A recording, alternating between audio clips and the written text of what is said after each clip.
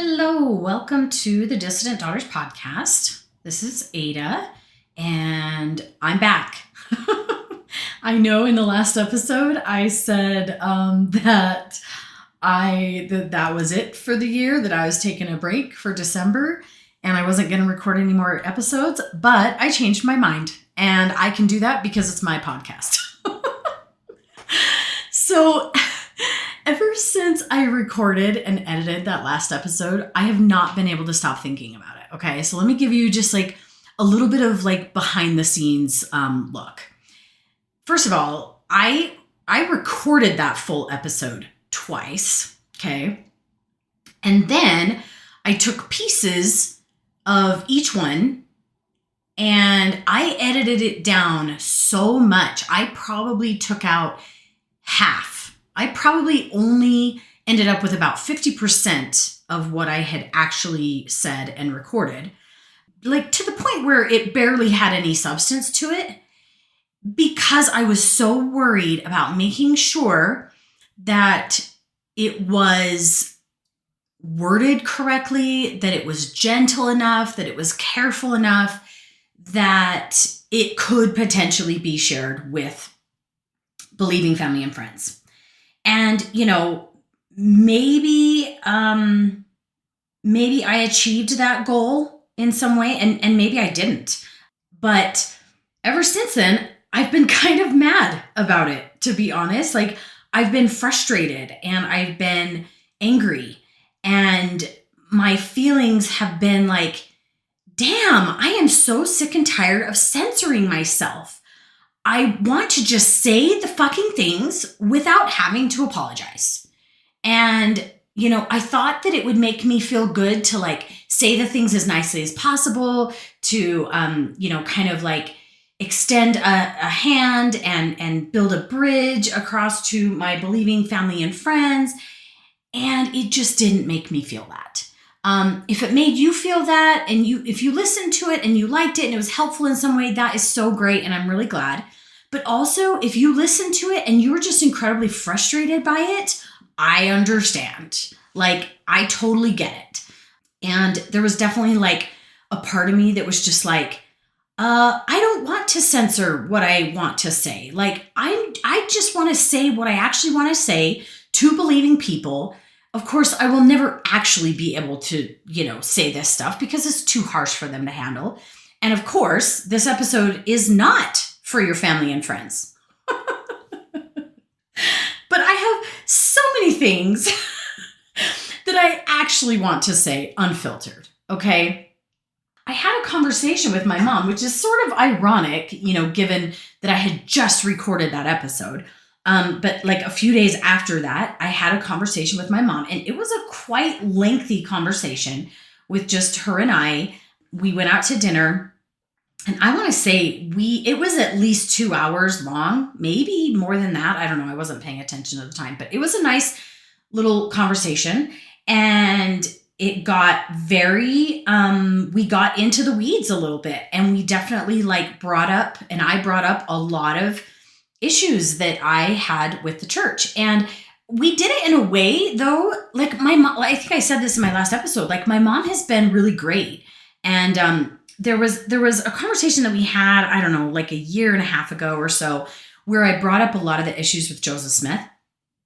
And my mom, and I think I already mentioned this in an earlier episode, but I'll mention it again. My mom just simply kept making excuses for Joseph Smith, okay? And everything I brought up, she just found a way to like completely discount what I was saying and like make it sound like it wasn't that bad. She just, I don't know, she just found a way to make an excuse about everything. So after that conversation that I had with my mom a year and a half ago, I was feeling like so frustrated. And we had kind of a follow-up conversation where I said to her, Mom, I cannot have you continually making excuses for Joseph Smith. I first expressed to her that I was not happy about our last conversation. She's like, oh, really? Why? Like, I thought it was great, and she thought everything was fine. And clearly I did not, because I walked away just being so frustrated by the excuses that she made for Joseph Smith. And so that's what I said to her. I just said, Mom, you cannot keep making excuses for him. Just do not do that. Like, I cannot handle the excuses that you make. Like, if you look at Warren Jeffs and you think that his behavior is abhorrent, then why do you not think that Joseph Smith's behavior is abhorrent, right? Like, how do you give special pleading to Joseph Smith and the things he did, but like you would never do that for anyone else, right? So anyways, we had that conversation. She said, okay, I understand. And you know what? She hasn't since then. She, whenever it's come up, she just, she listens, and she's been really good about it. But we got into a pretty lengthy conversation about some of the things that I, think about when it comes to the church and what kinds of things kind of make me upset. And it's funny because I think that my mom is like what you would describe as like a cafeteria Mormon, even though you would also describe her as fully believing and like fully faithful, whatever, like true believing Mormon. But she's also very much a cafeteria Mormon because she picks and chooses the doctrines that she accepts and believes in and that she wants to, have part of her life. Like, for instance, she is a single woman. She was divorced from my dad and she canceled their sealing. And that was only like a lot of years after, probably close to 20 years after they got divorced. My mom finally had her sealing canceled, but she's never been married to someone else. So like when I bring up, so Mom, what do you think is going to happen in the afterlife? Like the doctrine says, and the prophets have said that you will be assigned to a man. And she's like, no, not assigned, like I get to choose whoever I want. And then I said, well, you'll probably be like his fourth or fifth wife, right? You're cool with that? And she's just like, oh no, like she basically like has this fairy tale version of the church in her mind that she believes is real. And like, by the end of our conversation, I genuinely was like, wow, Mom, I want to join your church because you've basically like picked and chosen all the beautiful aspects of Mormonism, or at least the things that she thinks are beautiful in Mormonism. And she has completely rejected all of the things that don't sit well with her or that make her uncomfortable, i.e. polygamy, right? So polygamy is a huge one. And I think like she is, perfectly fine just accepting that, God's going to make everything right in the end. God's going to make sure that I'm happy. And so anyways, and we talked about becoming invisible as a heavenly mother. Like, why is this our highest aspiration, to get to heaven and become God's? And do you know that as a heavenly mother, you disappear? And she's like, like it kind of made her feel a little awkward, but she didn't really have an answer for that. And it was almost like she was just kind of dismissing it. And I mentioned the talk by Elder Renlund in last April's conference, where he told us that we shouldn't ask about Heavenly Mother and that we shouldn't speculate about her, and that it was arrogant to demand answers about her. She didn't even know about this talk, you guys. How do I know more about her religion than she does? How am I paying more attention to what's happening in the church than she is? And like, I genuinely think she's just like in denial. She avoids learning or listening to things that are hard or that make her feel uncomfortable at all. And so anyways, that kind of added to like all of my thoughts and ideas of like, what do I actually want to say? And of course, when I'm with my mom, I'm really trying to like say things in the kindest way possible because I do want to be respectful. I don't want to be a huge jerk to her, but I also like want to make her think and like point out the problems so that it might like stop her from just like being so much in a fairy tale world, I guess. So yeah, so I have so many questions or so many things that I, in an unfiltered way would actually want to ask my believing family and friends. And one of them is like, how the hell do you justify the terrible actions of the past and present leaders? When there is this argument, whenever, you bring up something about, mistakes that the past or present leaders have been making, I want to scream when somebody brings up the fact that, they're human and, they are fallible and blah, blah, blah. I'm sorry, but that is a terrible excuse for being a horrible person. No one has ever, in the history of ever, said that they expect the leaders of the church to be perfect. And so when somebody tries to just say they're human, they're doing the best they can, they're fallible, blah, blah, blah, I just want to shake them and be like, you're an idiot. Tell me, what is the standard that we hold them to then? If they are just human, do they even have to live up to the standard decency and honesty that the rest of us are expected to have? Because I think that we aren't even doing that. If they are claiming to speak for God, they should be held to a higher standard than the average schmo who just says, I'm an average schmo. If I'm just a regular person, I am not claiming to have all the truth, right? I am not claiming to speak for God. Then, that's different than somebody who says, we lead God's one true church. We have God's power on the earth, the priesthood, and we speak for God. Okay. So that's one question I want people to genuinely answer for me. What is the threshold? What is the standard that we can hold them to? Because it really seems like we aren't holding them to any standard anymore, right? And the comment of, or the teaching where much is given, much is required, they are given a massive amount of responsibility and power in the church, and we literally expect nothing of them. Like, it's ridiculous. They aren't even good people. How are we making them our leaders? And when I say that, I mean, I know that we aren't doing anything. We have no say whatsoever. Which brings me to, I don't know if you guys have watched the Mormonism Live episode with Nemo, or Nemo the Mormon's episode on YouTube about him opposing the sustaining vote for the leaders of the church. But if you haven't listened to it, you got to go check it out. It is so good. It is so, so good. And it's crazy eye-opening. So basically the whole thing, and I'll just give you like a little synopsis or summary of the story. Nemo lives in the UK, and he is so articulate and so smart, and if you don't follow him on social media or on YouTube, you really should be, because I just love what he says, and his knowledge is beyond belief.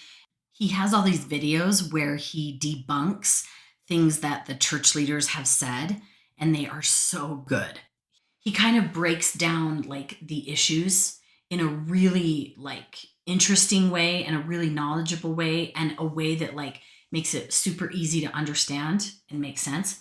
But essentially, he opposed voting, in favor of sustaining the prophet and the leaders of the church in his state conference.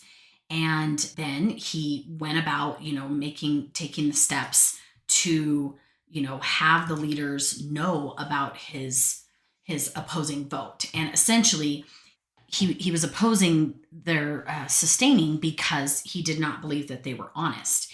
And he wrote a letter to them, specifically to Dallin Oaks. And his main question was this. It's, what is to be done by a member of the church if they have cause to oppose the sustaining of senior church leadership, and the factual basis of their opposition cannot be resolved by local leadership? Okay, so that was his main question. And the church basically said, oh, you need to meet with your stake president and present the information to him. And then the stake president would forward that information to the office of the first presidency. And then I thought this part was really interesting. It says, once one does that, his or her obligation and the obligation of the stake president are fulfilled. I think they add in that part to say, okay, you did your part, now walk away and drop it. And no more can be said or done about it. And then from there, the information will be carefully investigated and appropriate action will be taken based on the evidence presented and the investigation of the facts. Okay, so that's what the secretary to the first presidency told him. Okay, so then he goes on and he writes this letter, and he spells out all the reasons why he opposes the sustaining of them. And he gives this whole overview, and he cites all the evidences and he provides links, and he shows a very clear and repeated pattern of dishonest behavior among the top leadership of the church. And let me give you a couple of examples that he uses in his story, or in his letter. He says, Dallin H. Oaks did not speak truthfully at a University of Virginia Q&A session in 2021 when he said, "Let me say about electroshock treatments at BYU. When I became president at BYU, that had been discontinued earlier, and it never went on under my administration." Okay, so that statement was later proven to be false. And he provides all of the, documentation and information to show that.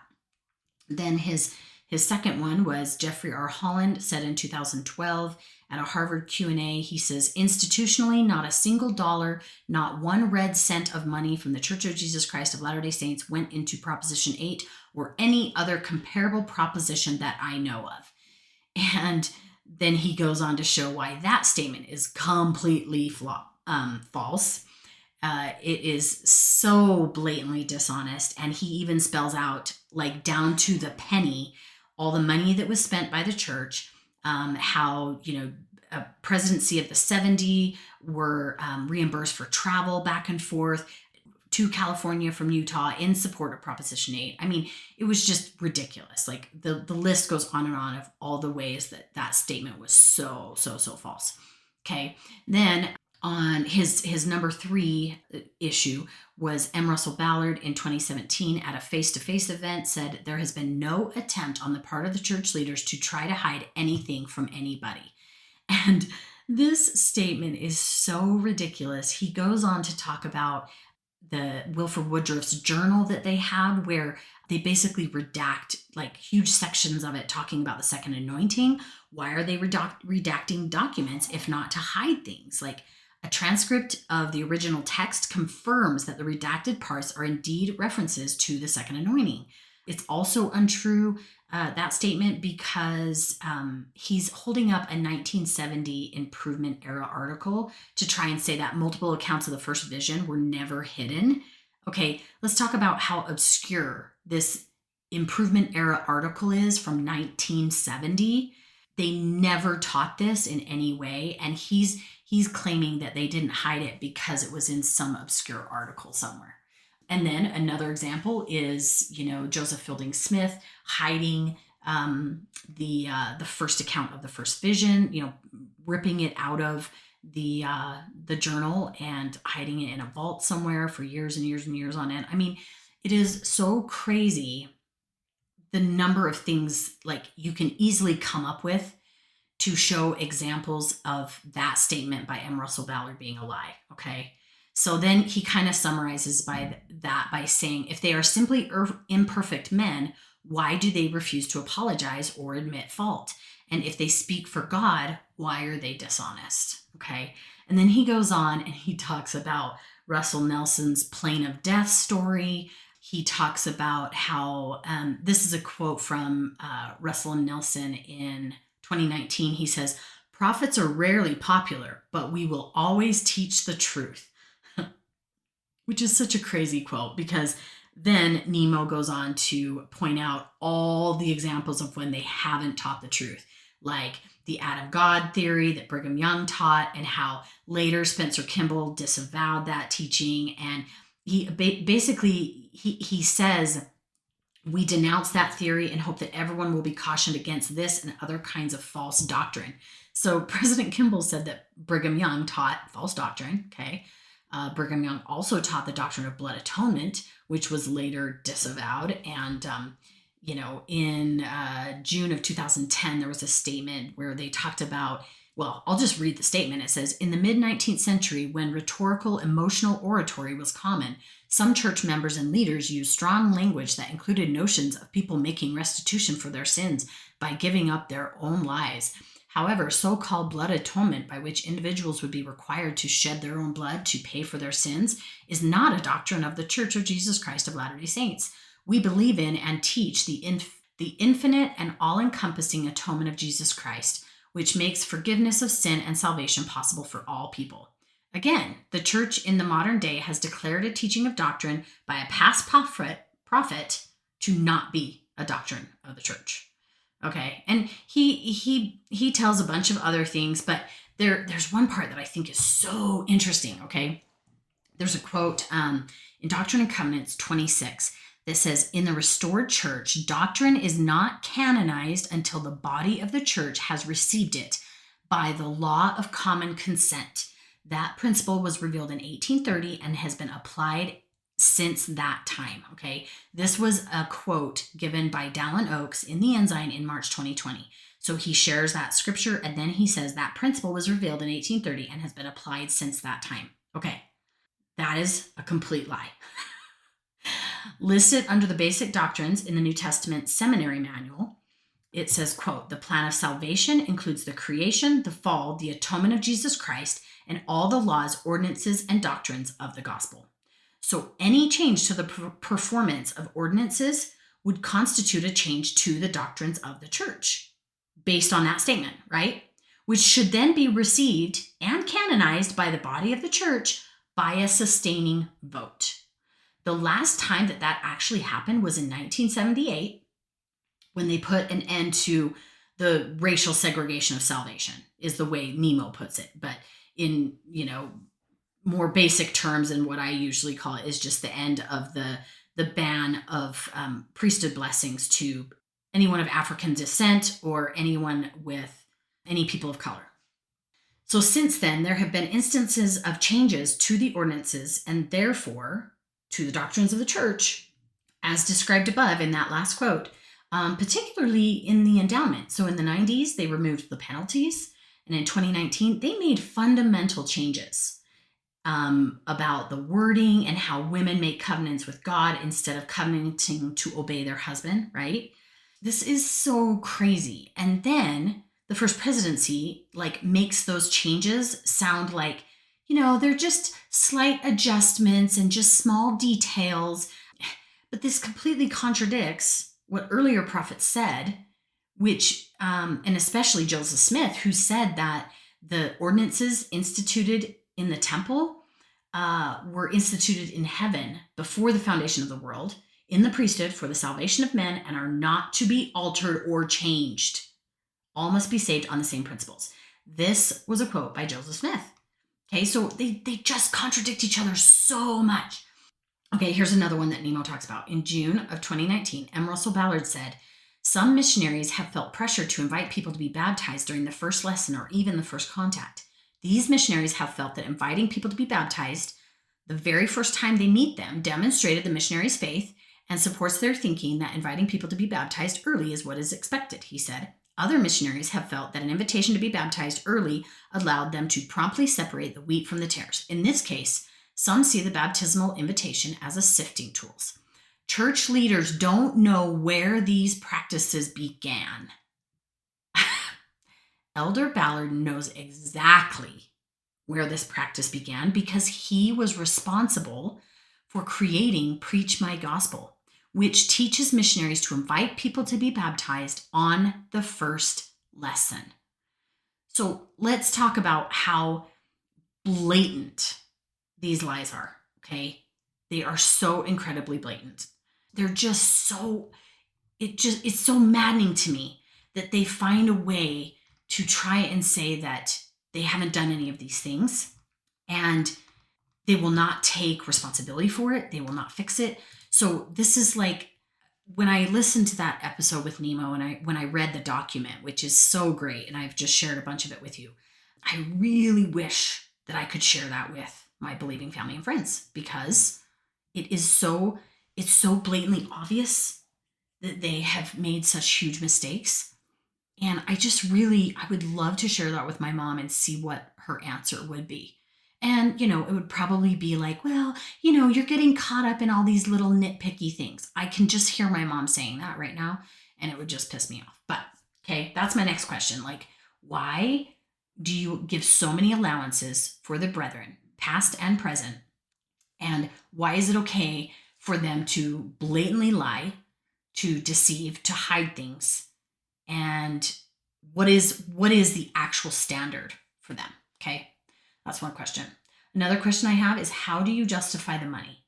How do you not see like the hoarding and stockpiling of cash as a complete rejection of everything that Jesus taught.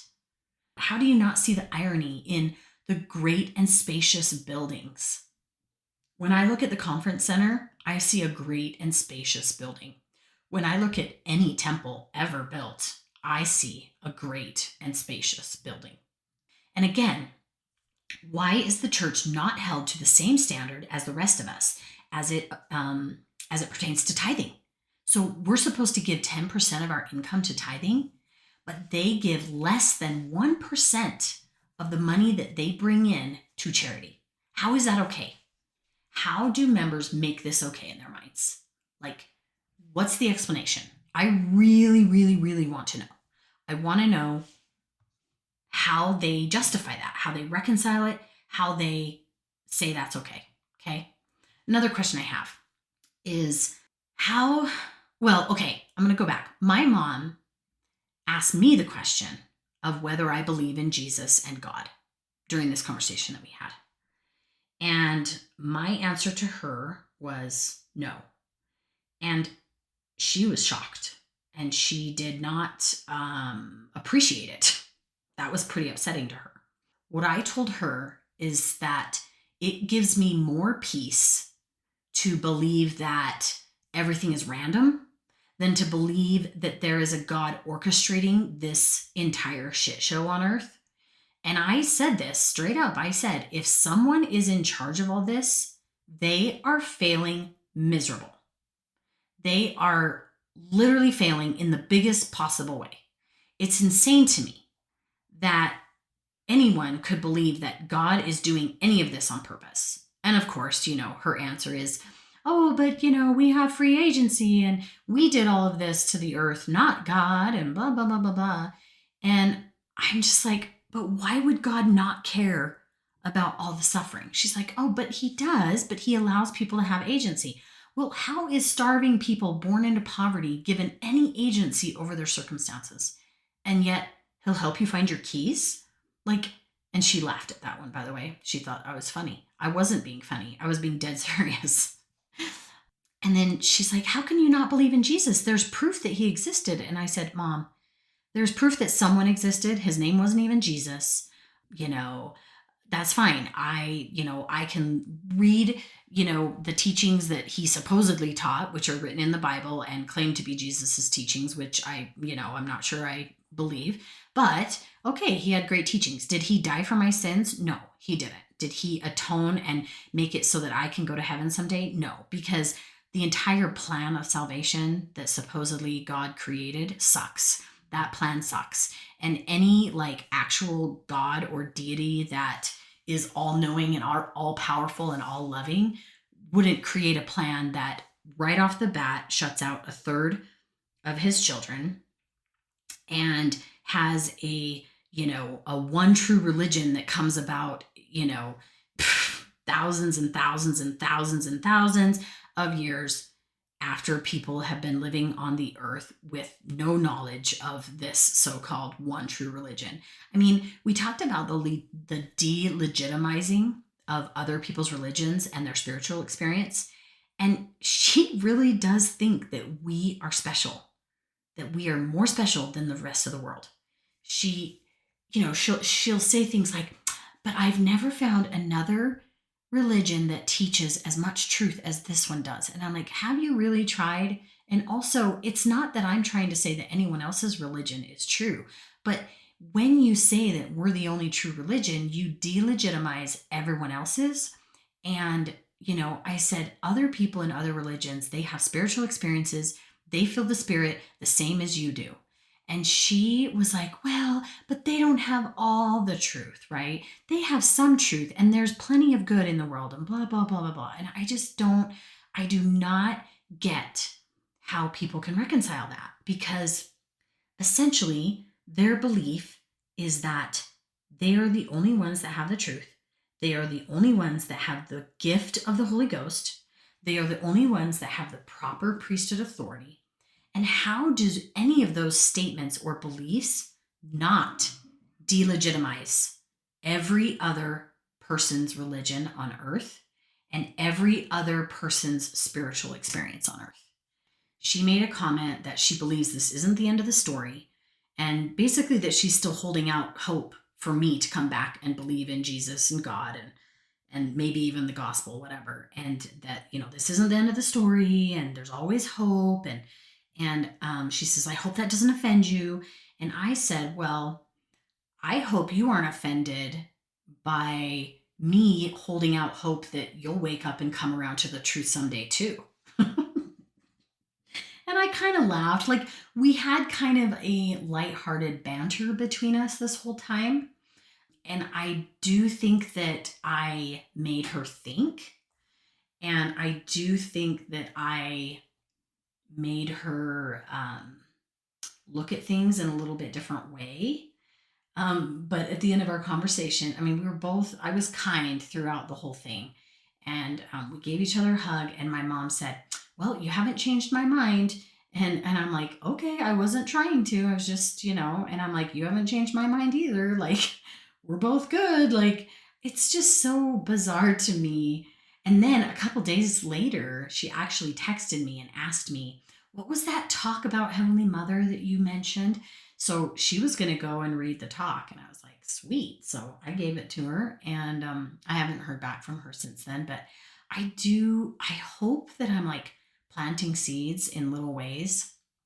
And I know not everybody can have these types of conversations with their mom. I know that, maybe some of you might be shocked that I even said any of this to her because I think for people who are super black and white thinking, who are super TBM, they might really get offended by all of these things. But my mom actually took it all really well, and it was a really good conversation.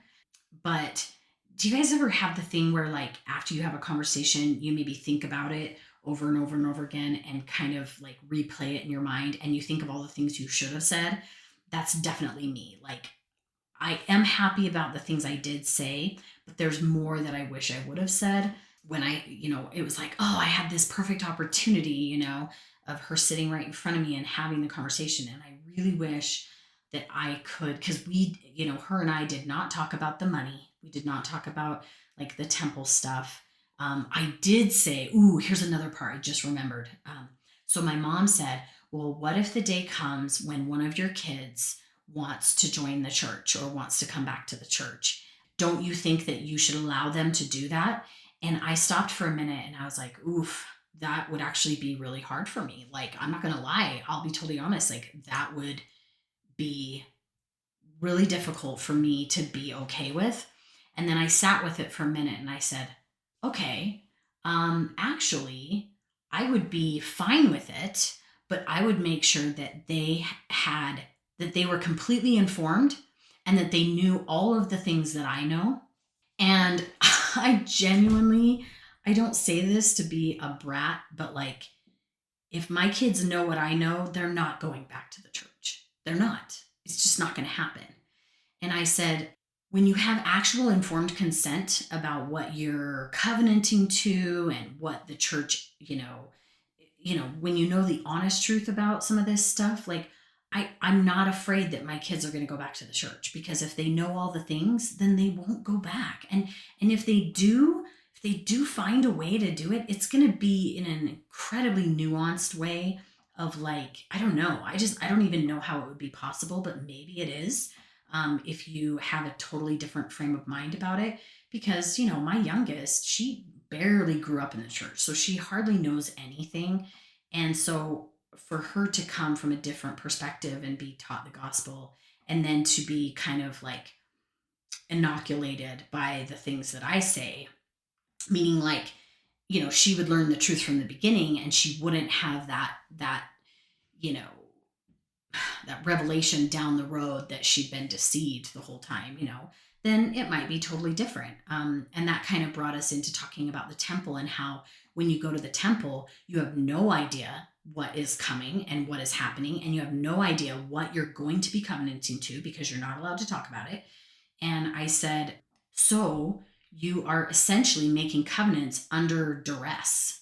And you're surrounded by your family and friends, and they're all there supporting you. So how could how could somebody possibly be expected to say, no, I'm not going to make this covenant? So you make the covenant feeling forced to make whatever covenant they, throw at you. And I said, the temple was not a safe and healthy place for me. And I said, weren't you completely freaked out by the temple the first time you went? And she kind of just like, she kind of agreed. She kind of was like, yeah, but then she like changed the subject really quickly. Like, it's like she doesn't really want to sit with it. She doesn't want to think about the hard things.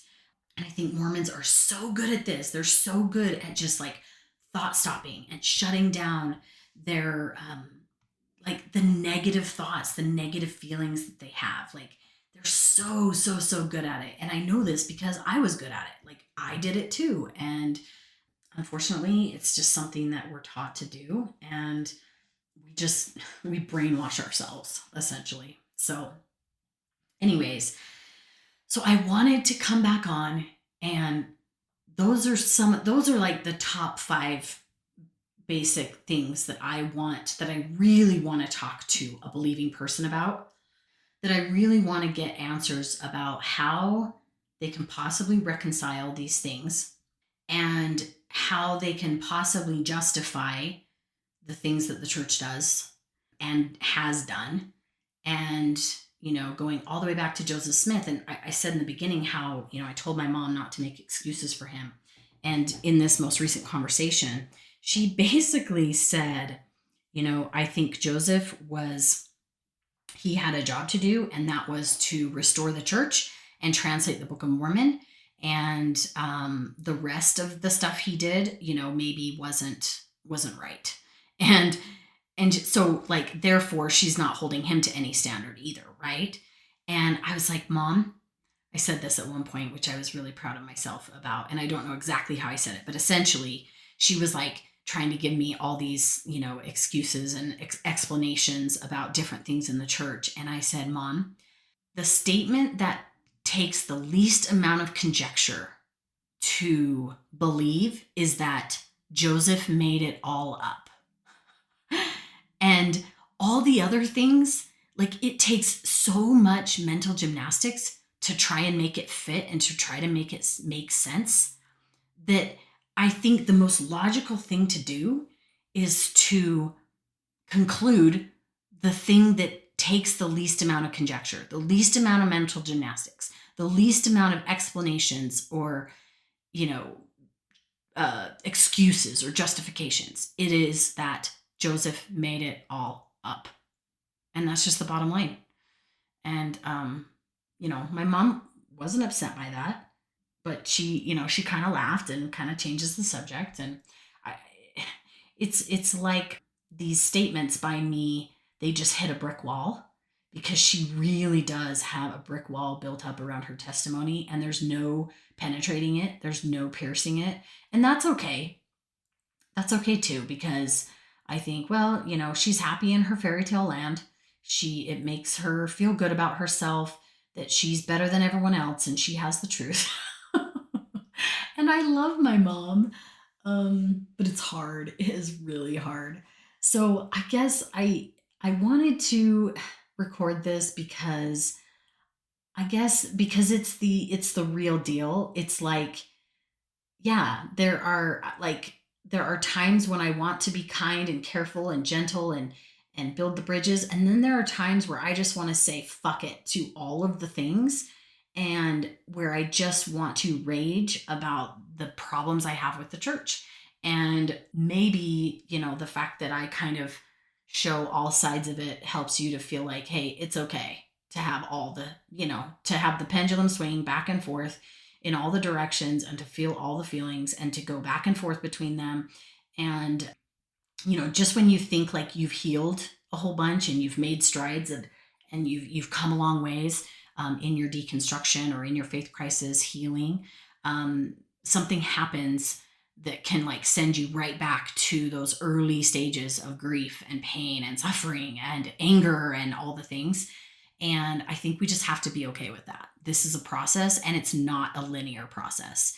I'm up and down and back and forth, and I'm all over the place. And so if you are too, just know that you're not alone, and that I think it's totally normal. And I embrace it and I accept it as it is. I've had holiday seasons in the past where Christmas was super triggering for me, where, talking about Jesus and all the things was like pretty upsetting to me.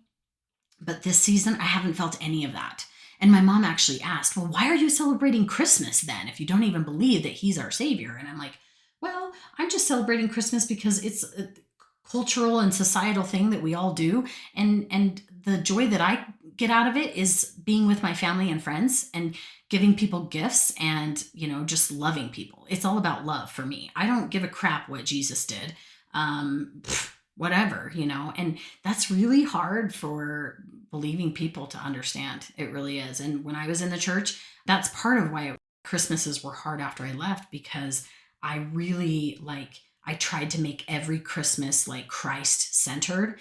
And I always bought all the books, and we did all the activities, and we read all the scriptures, and we just did all the things to really make it Jesus centered. And now it's just you know what?